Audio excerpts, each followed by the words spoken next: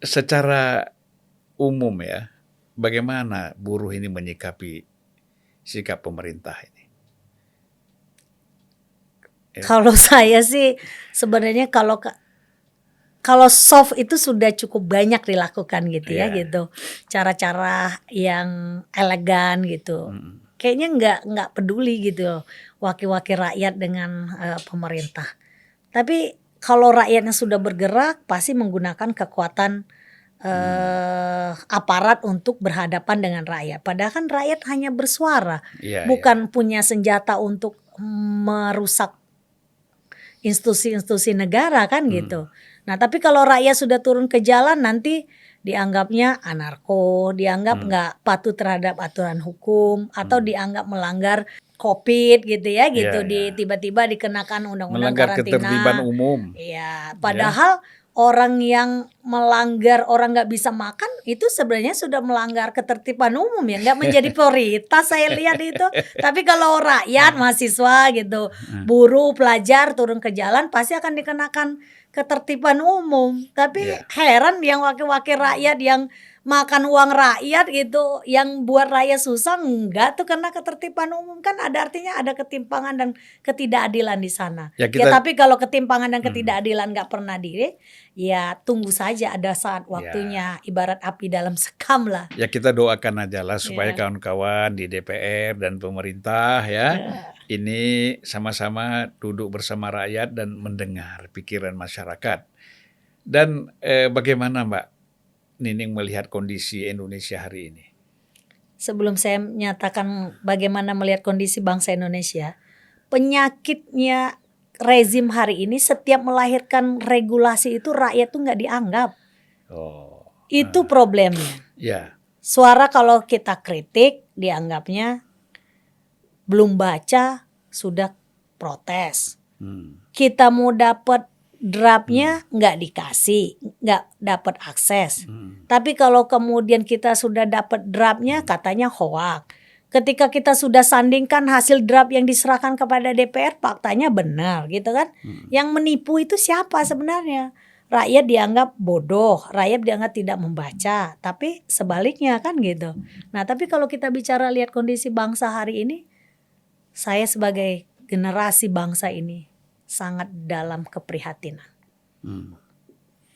Dalam keprihatinan seperti apa? Cita-cita para Paning Pader bagaimana membuat bangsa ini menjadi bangsa yang ditakuti oleh bangsa-bangsa lain hari ini tidak begitu Nah ini berada. kenapa kondisi Indonesia seperti sekarang ini? Tadi kan kita udah bicara tadi kan, bahwa Ya, kondisinya seperti ini yang menyebabkannya ini apa ini ya, ya karena memang menurut Mbak Nining? ketidakketegasan kepemimpinan dan ketidakberanian kepemimpinan hari ini mengambil sebuah terobosan yang di luar selama ini menjadi pendikte-pendikte bangsa kita. Misalnya?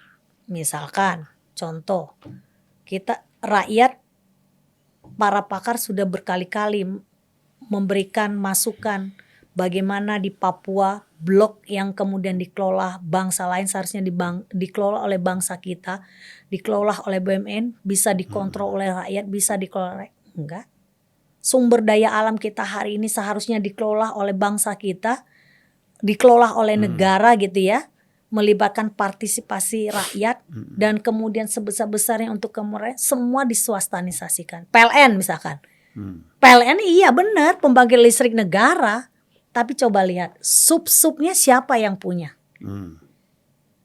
Saya pernah ngobrol dengan para pekerja di PLN itu, kenapa sih tarif listrik ini selalu dikatakan rugi dan kemudian bebannya itu diberikan kepada rakyat.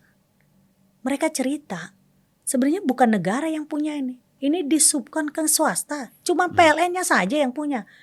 Negara itu hanya terima berapa persen pajak Ya, dari PLN itu membeli listrik ya. dari swasta ya. Nah jadi kalau kita bicara memperbaiki kondisi negara kita, 32 tahun kita di bawah rezim Orde Baru, lalu bergeraklah ya kekuatan masyarakat, mahasiswa dan lain-lain, terjadilah reformasi. Jadi kita reformasi sudah kita lakukan. Kalau reformasi ini tidak berhasil, apa kita perlu revolusi? Ya kalau tidak ada pilihan kenapa tidak gitu loh. Gitu ya. Semua kan tinggal pilihannya ada dua. Mau parlementer atau Ekstra parlementer. ekstra parlementer. Karena kalau orang sudah, kenapa sejarah bangsa Indonesia misalkan bisa merdeka, itu adalah istilahnya ekstra parlementer yang digunakan juga kan gitu. Kekuatan rakyat yang kemudian melihat pada saat itu para petinggi ini juga masih ada yang menjadi bagian dari kepanjangan tangan penjajahan. Nah, hari ini kita berhadapan dengan situasi itu. Nah, memang reformasi harus menjadi cermin. Saya menyatakan, saya kalau orang bilang gitu ya, reformasi gagal. Gue bilang keliru. Kenapa? Ruang segar yang kita harap hirup hari ini bukan sumbangsi, tapi perjuangan yang besar dilakukan oleh bangsa kita. Persoalan kita belum sanggup bagaimana pada saat itu adalah menyiapkan pemimpin dan kemudian itulah menjadi cermin kita. Kekurangan dari reformasi itu kan gitu. Kita bisa lihat misalkan intervensi World Bank, IMF begitu besar terhadap bangsa kita dengan kucuran hibah hutang kayak gitu ya, yang akhirnya juga kemudian menjadi beban bagi kita hari ini. Coba lihat hutang kita semakin besar. Mungkin bukan IMF dan World Bank saja problemnya. Problemnya juga penggunaan hutang itu juga mungkin tidak tepat sasaran bisa juga kan, gitu. Nah Mbak, ginilah, kita memang kalau bicara persoalan negara bangsa ya pasti banyak sekali. Ya. Dari sisi pandangan buruh saja sudah begitu banyak, apalagi sisi pandangan yang lain. Nah tentu Mbak Nining ini punya mimpi lah. Kira-kira apa sih? Seperti apa yang diinginkan, dirindukan kan? Seperti seorang orang tua merindukan anaknya ingin seperti ini. Nah, jadi kira-kira sebagai ibunda buruh, saya panggilnya, sebagai ibunda buruh, apa yang diinginkan untuk Indonesia ke depan ini? Simpel sebenarnya Bang, nggak usah berat-berat pikir. Persoalannya para pemimpin ini mau atau enggak gitu ya gitu. Kalau enggak ya berarti salah satu Bang Zulpan juga harus bersiap-siap bersama rakyat kan itu. Oh ya. Kalau kita sih sebenarnya kita banyak berdiskusi dan ngobrol itu kepada kalangan buruh atau masyarakat yang memang tersentuh dari berbagai macam problemnya. Rakyat itu juga nggak mau kok kalau misalkan harus diberikan ibarat orang mancing, belum mancing sudah dikasih umpan kan gitu. Tapi mereka harus diberikan bagaimana hal yang tepat gitu.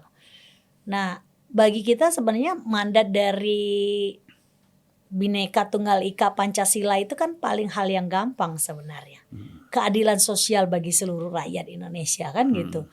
Nggak terjadi ketimpangan yang punya modal, yang punya kuasa bisa semakin merajalela gitu ya. Yang nggak punya kuasa, yang nggak punya daya semakin ditekan. Sebenarnya masyarakat hal-hal seperti itu. Mereka hanya ingin boleh siapa saja memimpin negeri ini, tapi tentang persoalan kesejahteraan, keadilan itu adalah harus menjadi hal yang utama bagi harapan rakyat. Ya, jadi apa yang harus dilakukan supaya itu terwujud? Iya, kalau itu ingin terwujud, maka sebenarnya kan tinggal menjalankan apa yang menjadi mandat konstitusi negara. Problemnya, kenapa konstitusi negara itu tidak pernah dijalankan? Kenapa tidak menjadi prioritas kan? Atau tidak dijalankan belum sepenuhnya barangkali. Ya, ada yang dijalankan tapi masih sangat minimal lah kan gitu ya. Tapi kan kalau bicara maksimal itu kan ada proses yang harus dijalankan kan gitu. Nah problemnya jangankan rakyat itu nggak neko-neko Bang. Nggak minta mereka harus punya mobil 2, 3 kan. Yang penting bagaimana mereka cukup untuk makan, tempat tinggal, untuk rekreasi dan kemudian bercengkrama dengan keluarga. Kenapa kaum buruh petani hari ini sering harus lebaran bertemu dengan keluarga? Karena mau nggak mau itu pilihan yang memang harus dijalankan. Kenapa? Setiap bulan upahnya habis untuk buat makan mereka. Udah pasti nggak cukup lah.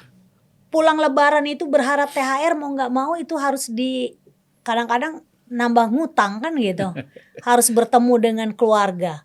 Nah, tapi kalau hal-hal yang seperti itu saja kita masih nggak bisa mencari jalan keluar dari persoalan rakyat, bagaimana mungkin kita bicara tentang mimpi-mimpi besar gitu ya.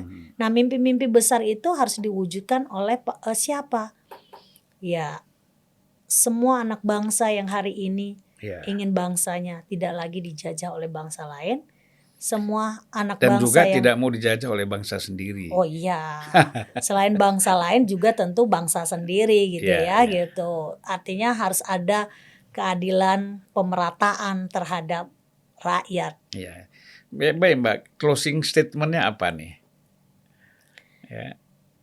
Pertama, dalam situasi hal seperti ini tentu solidaritas adalah menjadi garda terdepan rakyat. Karena di masa COVID, rakyat bantu rakyat itu ternyata cukup menguatkan kerja-kerja rakyat gitu ya. Yang kedua adalah situasi yang tidak baik ini jangan pernah didiamkan. Itu yang terpenting.